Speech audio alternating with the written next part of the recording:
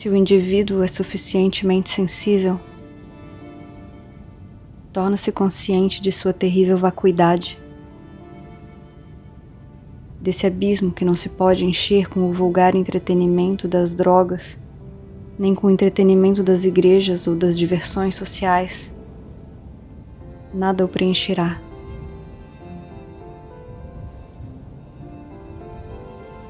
Sabendo disso, cresce o medo.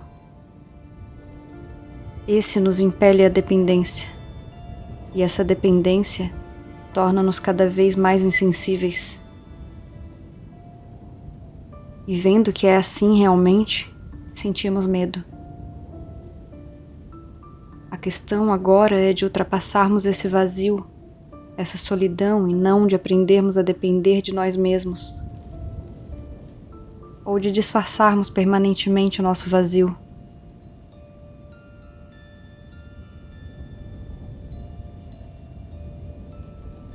Pode a mente enfrentar aquele vazio e com ele viver, sem fugir?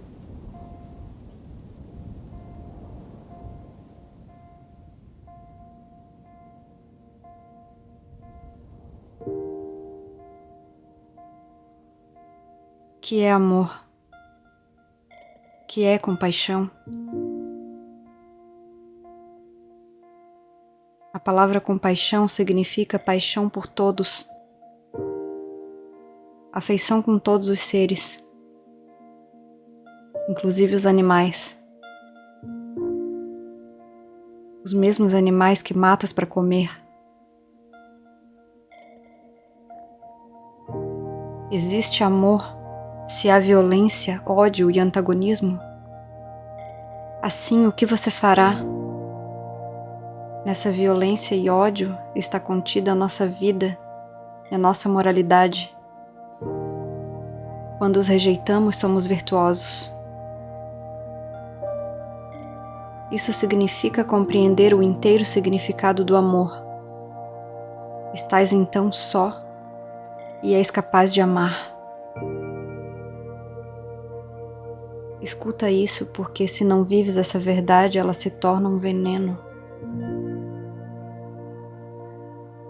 Se ouves uma coisa verdadeira e dela fazes pouco caso, ela produzirá mais uma contradição na vida e, por consequência disso, mais aflição.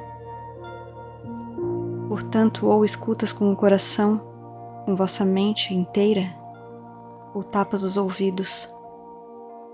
Para o homem que ama não há erro, ou, se há, sabe corrigi-lo imediatamente. Tudo isso exige profunda investigação, mas você está aprisionado na armadilha da moderna sociedade. Você mesmo criou a armadilha e, se alguém vos chama a atenção para ela, não faz caso disso. E assim continua a haver ódio. Tenham cuidado com o homem que lhes descreve o desconhecido, a verdade ou Deus.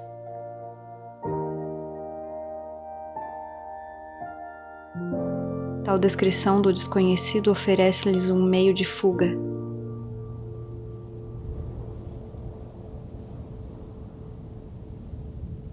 E além disso, a verdade desafia qualquer descrição. Nessa fuga não há compreensão, não há realização. Na fuga só existe rotina e decadência. A verdade não pode ser explicada nem descrita. Ela é.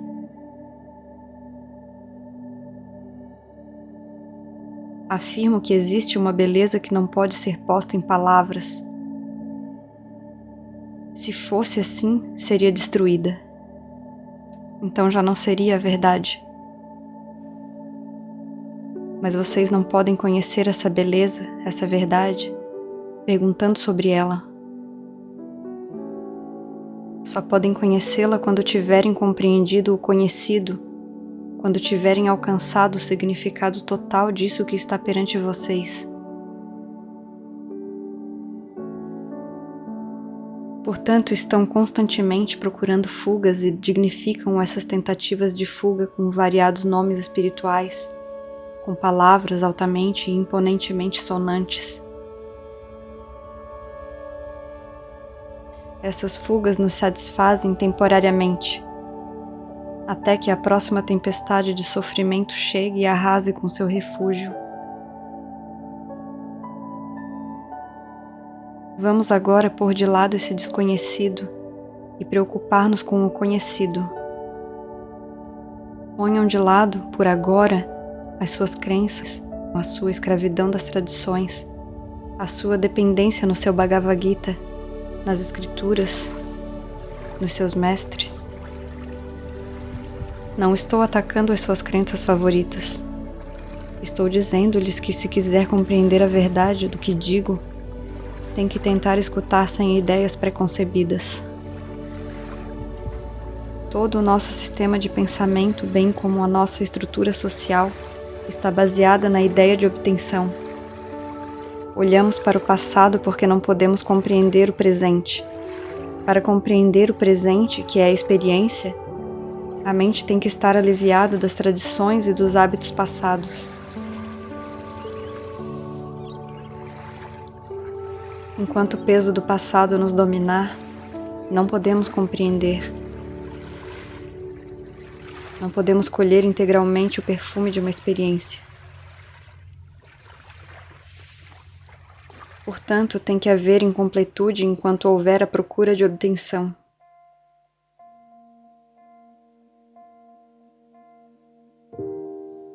E a ideia central da nossa estrutura social é também uma de obtenção de sucesso. Mas porque eu disse que a sua procura dessa ideia de obtenção não resultará no viver completo,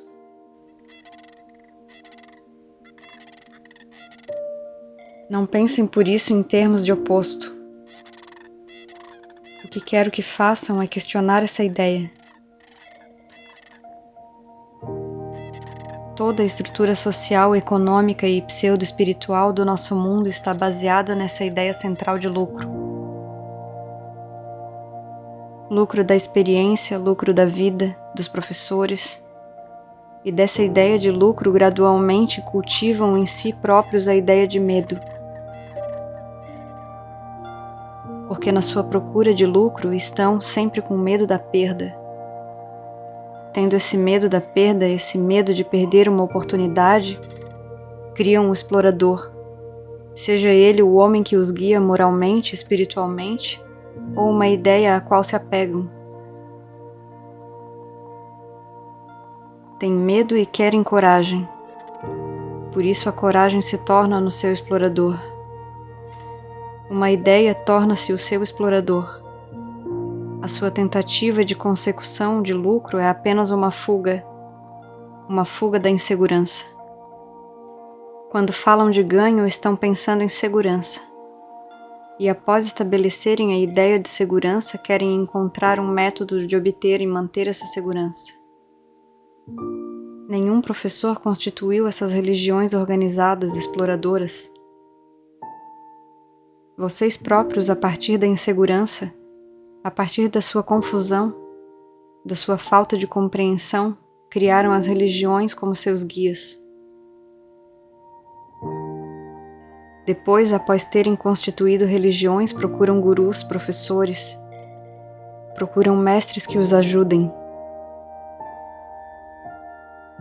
Para ser inteligentemente crítico, tem que estar livre do preconceito pessoal, da oposição pessoal.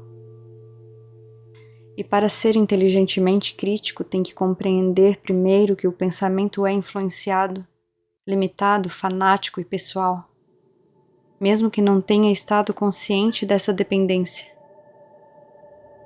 Primeiro tem que se tornar consciente disso. Estamos conscientes de que biologicamente, fisicamente e psicologicamente estamos apegados? Você está consciente de que é fisicamente apegado a coisas? E está consciente das consequências desses apegos? Se uma pessoa se torna consciente de estar apegada, pode essa pessoa abandonar instantaneamente esse apego? Então há uma batalha entre as exigências do corpo e a decisão da mente. Então o que você faz? Vejo que sou meu hábito. Meu hábito é meu próprio eu.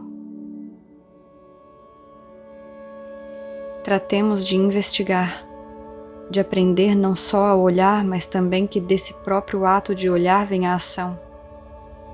Como pode a mente fazer cessar qualquer desses hábitos sem nenhum esforço, sabendo que todo esforço implica dualidade, implica resistência, condenação do hábito, desejo de transcendê-lo, reprimindo-o ou dele fugindo? Se estou todo interessado em meu próprio preenchimento, na realização de minha ambição, no competir e no meu desejo de sucesso, não posso ver a humanidade no seu todo. A análise requer um analista. Procure perceber a divisão entre o analista e a coisa analisada. Na observação não há separação. Há observação sem se dizer gosto, não gosto. Eis o que te cabe fazer, em vez de te limitares a tecer teorias a respeito do assunto. A dependência de qualquer forma de imaginação subjetiva, fantasia ou conhecimento gera um medo e destrói a liberdade. Se não compreenderes a liberdade, não apenas externamente, mas sobretudo interiormente, se não a compreenderes profunda e seriamente, não apenas com o intelecto, porém sentindo-a de verdade, o que vamos dizer pouco significará.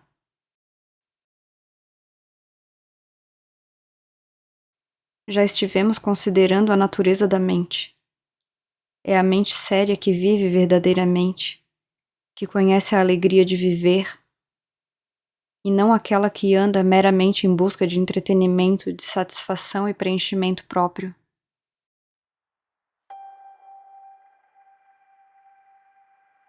A liberdade requer o repúdio total, a total negação de toda a autoridade interna, psicológica.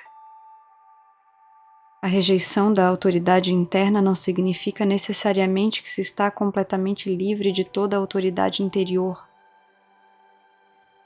Quando compreendemos a autoridade interior, a mente e o coração ficam totalmente e inteiramente livres. Estamos então habilitados a compreender a ação externa da liberdade. O homem deve ser só, mas esse ser só não é isolamento. Significa estar liberto do mundo da avidez, do ódio, da violência, de seus métodos sutis e da dolorosa solidão e desespero humanos.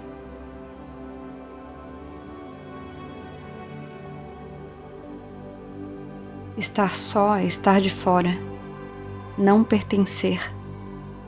Não pertencer a nenhuma religião ou nação, a nenhuma crença ou dogma. É essa solidão que alcança uma inocência completamente imune à maldade do homem. Só a inocência pode viver no mundo, com toda a desordem que existe nele, e ao mesmo tempo não pertencer a ele.